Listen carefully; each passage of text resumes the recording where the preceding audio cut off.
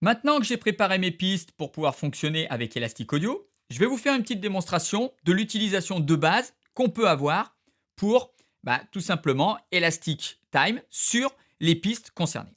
Je vais écouter mes pistes qui sont à la base sur un tempo de 128.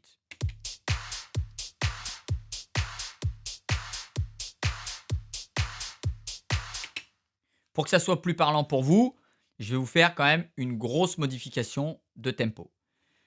Imaginez que la personne se soit trompée, et pour le coup, on va faire en sorte que la personne se soit bien trompée, et vous dise, bah non, c'est pas 128, c'est 138. Ou même vous, que vous disiez, finalement, je vais monter de 10 points, ce qui est quand même énorme.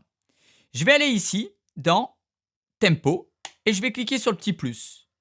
Pareil, je vais demander à ce que le tempo commence à la mesure 1. Je vais mettre 138, et regardez ce qui va se passer sur les fichiers. Eh bien, les fichiers, on l'a vu qu'ils se sont rétrécis. J'ai un petit icône ici qui m'indique que ces fichiers ont été traités par Elastic Audio. Et regardez maintenant la vitesse du bit. Donc là, j'ai exagéré volontairement pour que le changement soit bien audible.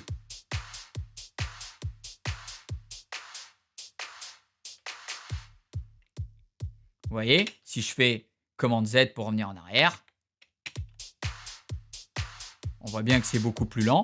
Donc, on voit bien que là, dans une utilisation de base, j'ai pu, à partir d'une prod audio qui a été faite à 128, passer cette prod, bon, là, pour le coup, à 138, c'était un peu exagéré, mais dans la réalité, peut-être que vous vous direz, au lieu de 128, je vais faire 126, par exemple, ou 125. On peut d'ailleurs tester.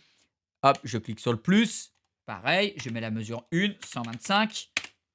Et là, voilà, j'ai ralenti ma prod. Si je veux, je réécoute et je vais faire pomme Z en même temps. Vous voyez, hop, mes fichiers sont revenus à 128. Ici, je le vois. Et donc, vous voyez la facilité qu'on a, d'accord, à manipuler l'audio, d'accord, et de dire, bon, c'était pas 128, c'était peut-être 126 ou c'était 130, et de dire, si on est sur une prod audio, avant, on ne pouvait pas faire ça. Maintenant, on va pouvoir modifier le tempo des pistes audio. Alors, bien sûr, à prendre avec des pincettes aussi. C'est-à-dire qu'il ne faut pas que la personne vous dise « Ah j'ai fait une prod à 128, finalement c'est 100 ». Si je vous donne le cas, vous voyez, parce que là, hop, je vais refaire.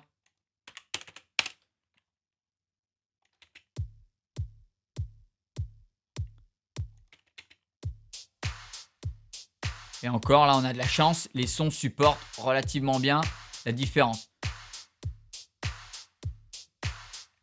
Vous voyez ? Vous voyez quand même, là, c'est une utilisation de base. Je fais rien de plus que changer le tempo une fois que j'ai mis le plug d'Elastic Audio sur chaque piste et j'ai mis les pistes en tick. Donc, vous voyez quand même que ça va rester un outil très puissant pour la production et pour pouvoir adapter certaines productions, même pour certains remixes. Être capable de prendre une voix à un tempo X, de le remettre à un autre tempo sans dégrader la qualité du son, parce que le but c'est ça aussi, parce que changer le tempo c'est facile. Si on se retrouve avec un fichier qui ressemble à rien, il n'y a pas un gros intérêt. Donc voilà une démonstration rapide de l'utilisation de base qu'on peut faire d'Elastic Time.